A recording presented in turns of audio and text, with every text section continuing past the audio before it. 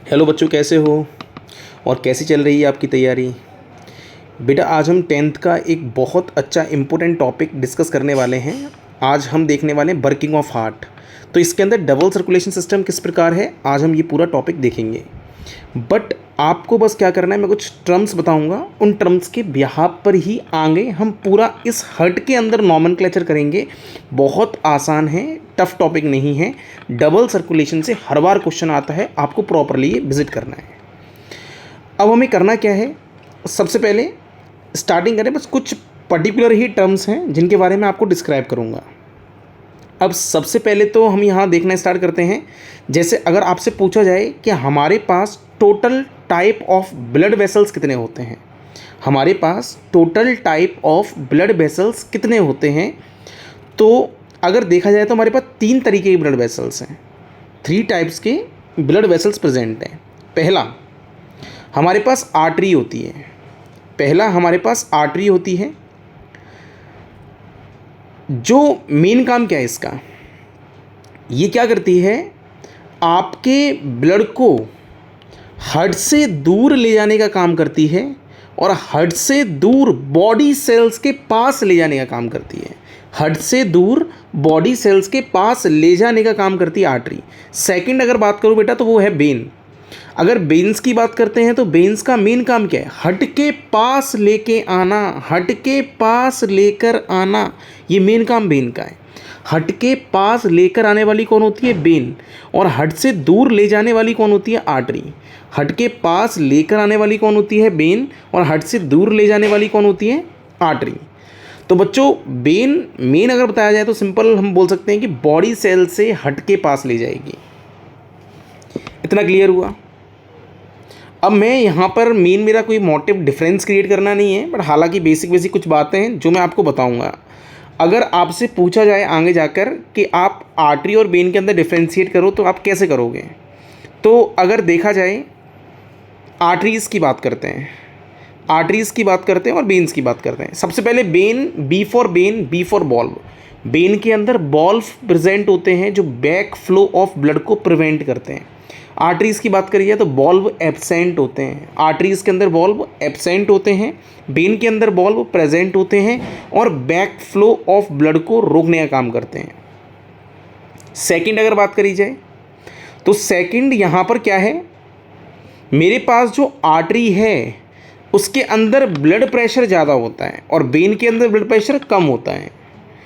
Artery के अंदर blood pressure ज़्यादा होता है, वेन के अंदर ब्लड प्रेशर कम होता है, क्योंकि आर्टरी हार्ट के पास, हार्ट से दूर लेके जा रही है ना, और वेन क्या करती हैं, हार्ट के पास लेके जा रही हैं। तो इस जैसी हार्ट कॉन्ट्रैक्ट करेगा, जैसी हार्ट कॉन्ट्रैक्ट करेगा उस दौरान वहाँ से ब्लड निकलेगा और जाहिर सी बात है आर्टरीज से होके बाहर जाएगा, तो इसका मतलब आर्टरीज के पास ब्लड प्रेशर ज़्यादा होता है।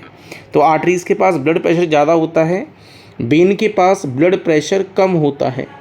वेन के पास ब्लड प्रेशर कम होता है, इसलिए वहाँ पर बॉल्व प्रेजेंट है जो बैक फ्लो ऑफ ब्लड को प्रिवेंट करने का काम करते हैं, जो बैक फ्लो ऑफ ब्लड को प्रिवेंट करने का काम करते हैं।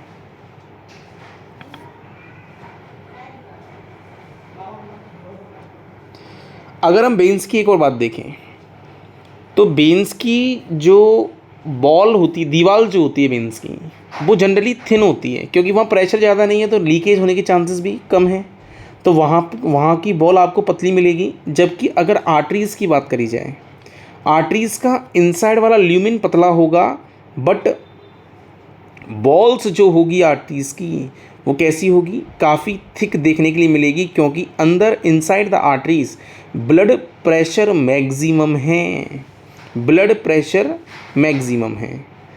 इतना अपने को पता होना चाहिए। ये सब बेसिक है और ये डिफरेंशिएट्स में भी पॉइंट पूछ लिए जाते हैं, डिफरेंशिएट्स के अंदर भी ये पॉइंट पूछ लिए जाते हैं। जैसे कि मैंने आपसे कहा, जो मेरे पास वेन है उसकी जो बॉल्स हैं वो थिन हैं, और जबकि मेरे पास आर्टरीज़ जो हैं उसकी बॉल्स थिक हैं। थिक इसलिए होती हैं क्योंकि प्रेशर ज़्यादा होता है और वेन्स के अंदर प्रेशर कम होता है, इसलिए थिन होती हैं।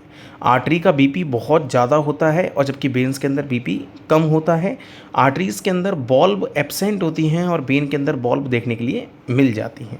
ये सारी बातें हमारी पहले भी हो चुकी थी और इन सारे पॉइंट्स को हमने और भी डिस्क्राइब कर दिया।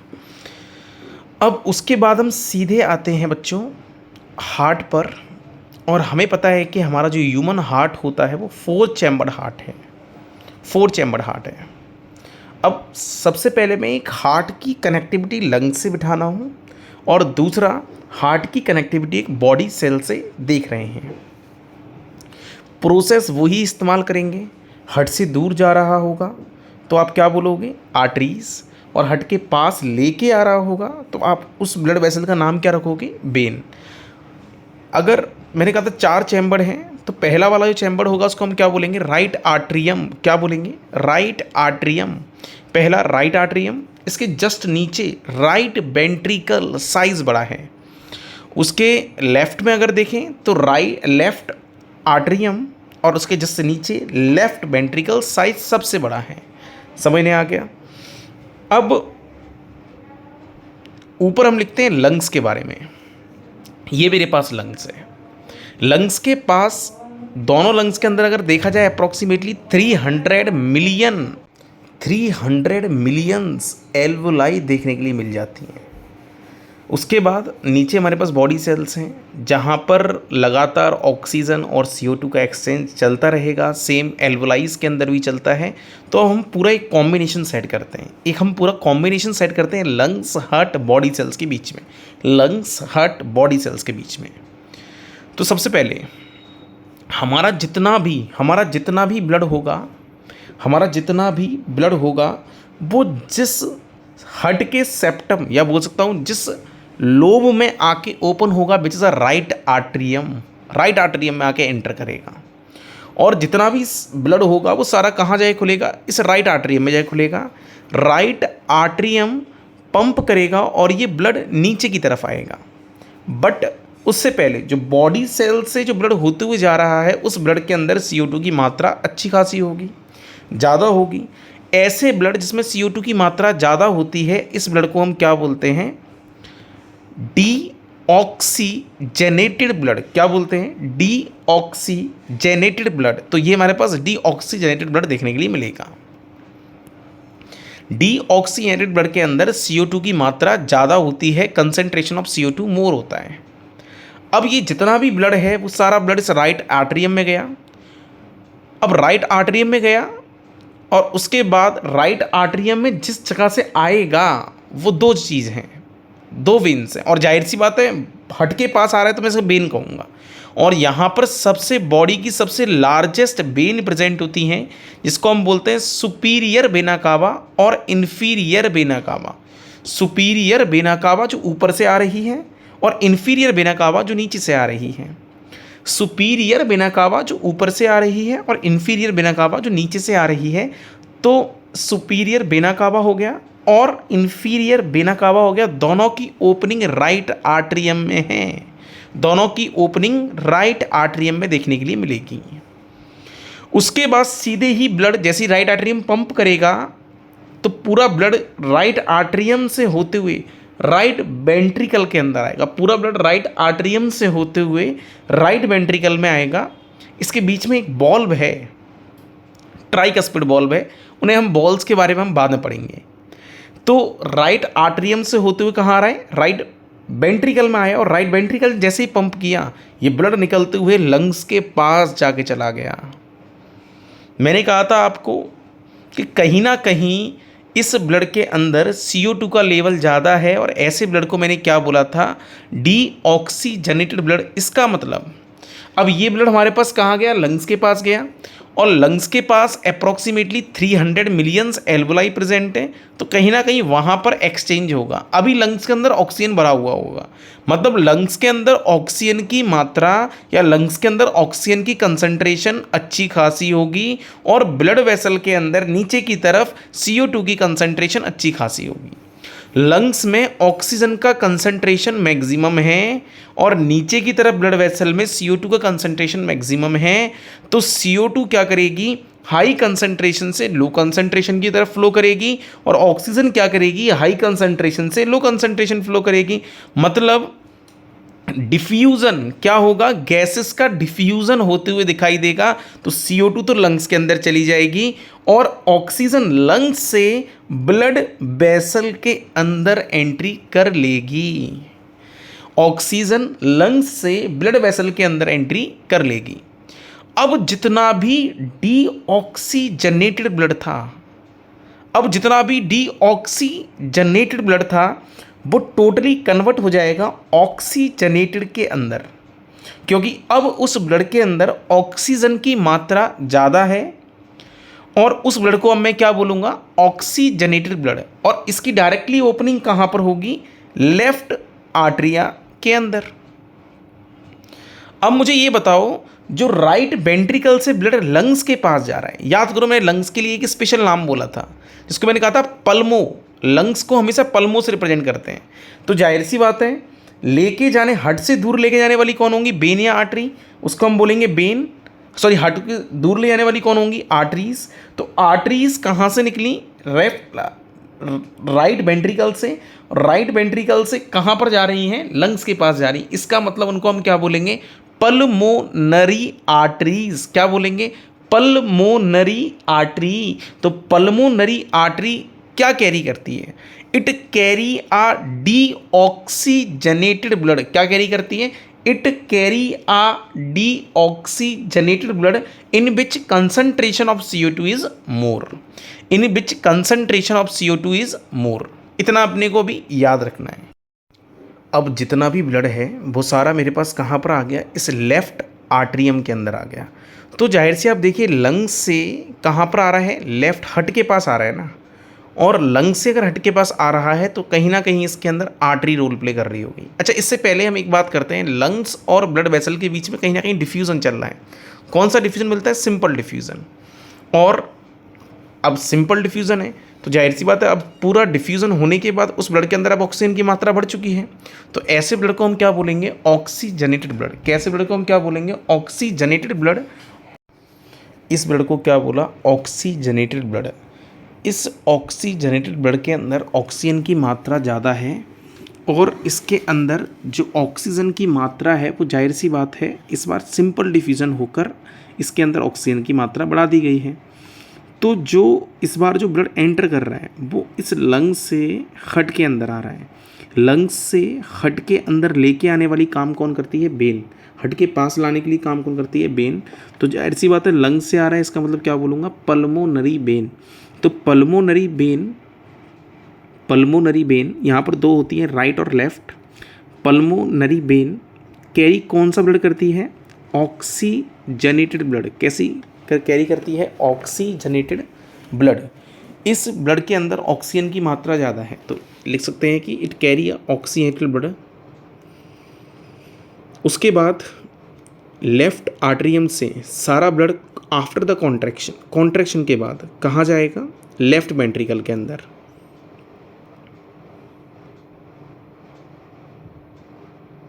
लेफ्ट वेंट्रिकल के अंदर। और जैसे ही लेफ्ट वेंट्रिकल के अंदर आएगा तो लेफ्ट वेंट्रिकल सबसे बड़ा चैम्बर है।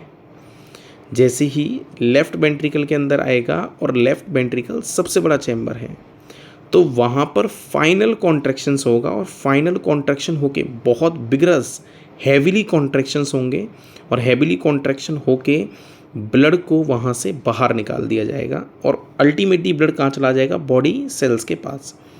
अल्टीमेटली ब्लड कहाँ चला जाएगा, बॉडी सेल्स के पास। तो जो लेफ्ट वेंट्रिकल से बाहर ले जाने का काम करेगी, जो आर्टरी यहाँ पर वर्क करेगी, क्योंकि हड से दूर जा रहा है, हड से दूर जाने पर जो काम करती है वो आर्टरी है। तो जहाँ पर जो आर्टरी काम करेगी उस आर्टरी को हम क्या बोलेंगे, आयोटा, जिसके अंदर सबसे ज़्यादा ब्लड वेसल्स या जब इसके अंदर सबसे ज़्यादा ब्लड प्रेशर देखने के लिए मिलेगा। तो आयोटा के अंदर सबसे ज़्यादा BP ब्लड प्रेशर की वैल्यू होती है और ब्लड कौन सा होता है, ऑक्सीजनेटेड ब्लड। कैसा होता है, ऑक्सीजनेटेड ब्लड। अब ये सारा ऑक्सीजनेटेड ब्लड कहाँ पर जाएगा, बॉडी सेल्स के पास जाएगा। तो यहाँ पर मेरे पास जो ब्लड है वो कैसा है, ऑक्सीजनेटेड ब्लड। ऑक्सीजनेटेड ब्लड, इसमें ऑक्सीजन की मात्रा ज़्यादा है और ये सारा ब्लड कहीं ना कहीं अब बॉडी सेल्स के पास जाएगा और ये बॉडी सेल्स क्या करेंगे, सिंपल डिफ्यूज़न यहाँ पर भी चलेगा और जैसे ही इन दोनों के बीच में सिंपल डिफ्यूजन चलेगा तो अभी इस ब्लड वेसल के अंदर मेरे पास ऑक्सीजन की कंसंट्रेशन ज़्यादा है और CO2 की कंसंट्रेशन कम है, और यहाँ पर बॉडी सेल्स के पास उल्टा है। इस बार यहाँ पर कंसंट्रेशन ऑफ CO2 मोर है और कंसंट्रेशन ऑफ ऑक्सीजन लेस है, रिक्वायरमेंट है। तो ऑक्सीजन हायर कंसंट्रेशन से लोअर कंसंट्रेशन फ्लो कर जाएगी और CO2 बॉडी सेल से ब्लड वेसल के अंदर आ जाएगी। मतलब फिर से उस ब्लड वेसल के अंदर इस बार कार्बन डाइऑक्साइड की मात्रा फिर से बढ़ जाएगी। मतलब उस ब्लड को मैं क्या बोलूँगा, डीऑक्सीजनेटेड ब्लड। डीऑक्सीजनेटेड ब्लड मतलब ये ब्लड मेरा कैसा हो चुका है, डीऑक्सीजनेटेड ब्लड। और ये सारा ब्लड किससे एंट्री करेगा, सुपीरियर और इन्फीरियर वेना कावा। बॉडी सेल्स जो हैं उनके अंदर एक ऑर्गेनली है जिसको हम बोलते हैं माइटोकॉन्ड्रिया, जो सिर्फ क्या कर रहा होगा, एक रेस्पिरेशन परफॉर्म कर रहा होगा। और जैसे ही रेस्पिरेशन करेगा तो यहाँ C6H12O6 से मिलकर ऑक्सीजन के प्रेजेंस में टूटेगा और एक टॉक्सिक गैस जनरेट होगी जिसको हम बोलते हैं CO2 plus H2O plus 38 ATP बनेंगे, जिससे एनर्जी पर्पज से यूज़ कर लिया जाएगा। जो CO2 है वो एक टॉक्सिक गैस है और वो अभी उसकी कंसंट्रेशन कहाँ पर ज़्यादा है, बॉडी सेल्स के पास, और ब्लड के अंदर क्या है, कम है, क्योंकि वहाँ पर कहीं ना कहीं ऑक्सीजन की कंसंट्रेशन ज़्यादा है। तो CO2 हायर कंसंट्रेशन से लोअर कंसंट्रेशन फ्लो करेगा और इस बार ब्लड वेसल के अंदर CO2 की मात्रा बढ़ जाएगी। अब ऐसे ब्लड को बोलूँगा डीऑक्सीजनेटेड ब्लड, जो कहीं ना कहीं राइट आर्टरियम के अंदर एंट्री करेगा with the help of superior vena cava और इन्फीरियर वेना कावा के हेल्प से, सुपीरियर वेना कावा और इन्फीरियर वेना कावा के हेल्प से। और ये सारा ब्लड आएगा, राइट आर्टरियम में जाएगा और राइट आर्टरियम से राइट वेंट्रिकल, और लगातार ये साइकिल चलती रहेगी लंग्स के पास, लंग्स से फिर दोबारा लौट के लेफ्ट आर्टरियम में, लेफ्ट आर्टरियम से लेफ्ट वेंट्रिकल के अंदर, फिर देन वहाँ से फाइनल कॉन्ट्रैक्शन होकर बॉडी सेल्स के बाद फिर दोबारा से आ जाएगा। अब यहाँ पर अगर देखा जाए तो मेरे पास दो तरीके के, यहाँ पर अगर देखा जाए तो मेरे पास दो तरीके के सर्कुलेशन है। पहला सर्कुलेशन एक छोटा सर्कुलेशन है जो हार्ट और लंग्स के बीच में हो रहा है, जो हार्ट और लंग्स के बीच में हो रहा है, जिसको हम क्या बोल सकते हैं, पल्मोनरी सर्कुलेशन। क्या बोलेंगे, पल्मोनरी सर्कुलेशन, क्योंकि हार्ट और लंग्स इन्वॉल्व है। मैंने कहा जहाँ पर लंग्स इन्वॉल्व होगा उसको हम क्या बोलेंगे, पल्मोनरी। तो हार्ट और लंग्स इन्वॉल्व है तो मैंने क्या बोल दिया, पल्मोनरी। नेक्स्ट हार्ट और बॉडी सेल्स इन्वॉल्व है तो इसको हम क्या बोलेंगे, सिस्टमिक। क्या बोलेंगे, सिस्टमिक सर्कुलेशन। सिस्टमिक सर्कुलेशन, तो ये हो गया सिस्टमिक सर्कुलेशन और पहला वाला हो गया पल्मोनरी सर्कुलेशन। इसका मतलब हार्ट से निकलने वाला खून दो बार बाहर निकल रहा है और दो बार खून हार्ट के अंदर एंटर कर रहा है, इसलिए इसको क्या बोलते हैं, डबल सर्कुलेशन। क्यों बोल रहे हैं, एक तरफ पल्मोनरी सर्कुलेशन हो रहा है और दूसरी तरफ सिस्टमिक सर्कुलेशन हो रहा है। दोनों को मिलाकर क्या बोला गया है, डबल सर्कुलेशन। दोनों को मिलाकर क्या बोला गया है, डबल सर्कुलेशन।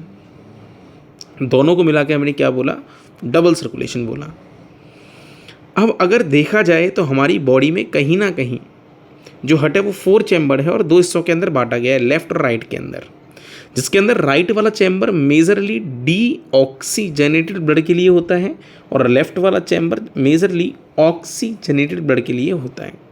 तो हमारी बॉडी के अंदर एक इंटरनल कांस्टेंट टेम्परेचर बनाने के लिए, जिसको हम बोलते हैं होमियोस्टेसिस कंडीशन, होमियोस्टेसिस कंडीशन बनाने के लिए कहीं ना कहीं हमें एनर्जी की रिक्वायरमेंट होती है और उस ज़्यादा एनर्जी बनाने के लिए हमें क्या करना पड़ेगा, उस डीऑक्सीजनेटेड और ऑक्सीजनेटेड ब्लड को सेपरेट करना पड़ेगा। तो हमारी बॉडी के अंदर सेपरेट की मैकेनिज्म है। तो राइट वाला पोर्शन जनरली क्या शो करता है, it shows a deoxygenated chamber, और लेफ्ट वाला पोर्शन ये पूरा क्या शो कर रहा है मेरे को, ऑक्सीजनेटेड चैम्बर के बारे में शो कर रहा है। सर्कुलेशन दो प्रकार के हैं, पल्मोनरी और सिस्टमिक। बड़ा सर्कुलेटरी पाथ सिस्टमिक सर्कुलेशन का है और छोटा सर्कुलेटरी पाथ पल्मोनरी सर्कुलेशन का है, पल्मोनरी सर्कुलेशन का है। ये हमारे पास all about the normal working of heart है, डबल सर्कुलेशन सिस्टम है, जो हर बार एग्ज़ाम में आने की संभावना ज़्यादा होती है। मैक्सिमम टाइम क्वेश्चन पूछा गया है, इसलिए मैंने ये आपको टॉपिक डिस्क्राइब किया हुआ है। इतना क्लियर है। तो अगर आपसे ये पूछा जाए कि भाई ये सुपीरियर और इन्फीरियर वेना कावा की बात कर रहे हैं, ये ऊपर हार्ट के अंदर ओपनिंग्स हैं, ऊपर से आने वाला सुपीरियर, नीचे से आने वाला इन्फीरियर वेना कावा। और last and blood right ventricle pump कर देगा और लंग्स के पास चला जाएगा। मतलब लास्ट लंग्स के पास भेजने वाला राइट वेंट्रिकल है और बॉडी सेल्स के पास भेजने वाला लेफ्ट वेंट्रिकल है। तो कॉन्ट्रैक्शन सबसे ज़्यादा पावरफुल जनरेट करने वाला कौन होता है? Left ventricle. सबसे ज़्यादा हाईली कॉन्ट्रैक्शन वैल्यू कौन जनरेट कर रहा है? लेफ्ट वेंट्रिकल कर रहा है। यहाँ तक आपको कोई दिक्कत है? ये पॉइंट समझने आया? क्लियर हुआ? याद रखना है arteries generally oxygenated blood carry करती हैं, बट यहाँ पर आर्टरी डीऑक्सीजनेटेड ब्लड। तो बच्चों हमने दोनों ब्लड सर्कुलेशन के अंदर देखा गया कि भाई सबसे पहला सर्कुलेशन पल्मोनरी सर्कुलेशन हो रहा है और उसके बाद जो सर्कुलेशन हो रहा है उसको कहा गया है सिस्टमिक सर्कुलेशन। तो पल्मोनरी और सिस्टमिक दो सर्कुलेशन हो रहे हैं लगातार बॉडी के अंदर, इसलिए मैंने उसको क्या कहा है? डबल सर्कुलेटरी सिस्टम कहा है। अगर आपको इसके बाद कोई और वीडियो की रिक्वायरमेंट है तो आप मुझे कमेंट पर शेयर कर सकते हैं, उसके बाद मैं आपके लिए कोई और आपकी डिमांड के ऊपर मैं वीडियो बना सकता हूँ। तो यहाँ तक अगर आपको कोई दिक्कत आया है तो आप मुझे बताओ, कमेंट में रिप्लाई करो। बाकी अगर वीडियो सही लगी हो तो लाइक एंड सब्सक्राइब करें और अपने आसपास पढ़ने वाले दोस्तों को इस वीडियो के लिंक शेयर करें, जिससे उनका भी ये कंसेप्ट प्रॉपरली क्लियर हो सके। हर बार अप्रॉक्सीमेटली 4 मार्क्स का टॉपिक यहाँ से आएगा और डबल सर्कुलेशन पूछा जाएगा। टीचर्स का फेवरेट टॉपिक है डबल सर्कुलेशन, के ऊपर क्वेश्चंस पूछते ही हैं ज़्यादातर। तो आपको ये टॉपिक अच्छे तरीके से प्रिपरेशन करके ले जाना है, प्लस इसके सारे डीऑक्सीजनेटेड ऑक्सीजनेटेड ब्लड के बारे में भी पढ़ना है। आगे इसके बाद में और भी वीडियोस बनाऊंगा।